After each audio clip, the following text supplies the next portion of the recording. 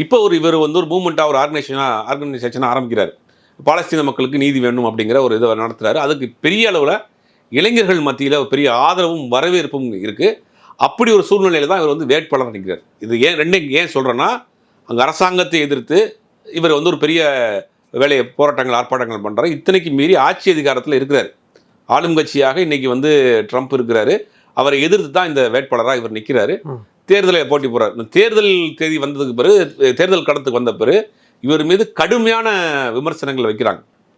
Trump ஒரு பக்கம் வைக்கிறாரு, இவர் வந்து ஒரு கம்யூனிஸ்ட், இவர் வந்து நியூயார்க்கினுடைய மேயர் ஆயிட்டாருன்னா பேரழிவு ஆயிரும், தயவு செய்து ஓட்டு போடாதீங்க. அந்த பக்கம் அவருடைய நெருங்கிய ஆதரவாளரான எலன் மஸ்க், ஒரு பக்கம் ஊடகங்கள் முழுவதுமே இவருக்கு எதிராக இருக்கு. இந்த நிலையில தான் சோசியல் மீடியாவினுடைய பெரிய தாக்கத்தோட இவர் இன்னைக்கு 4ஆம் தேதி நடைபெற்ற தேர்தலில் இன்னைக்கு வந்து பெரிய அளவில் வெற்றி பெற்றிருக்கிறாரு. வெற்றி பெற்றதுக்கு பிறகு அவர் ஆற்றிய முதல் உரையில் நேருவை பற்றி பேசியிருக்கிறார். இந்தியாவுக்கு சுதந்திரம் கிடைத்ததுக்கு பிறகு நேரு பேசிய ஒரு வார்த்தையை அவர் பயன்படுத்துகிறார்.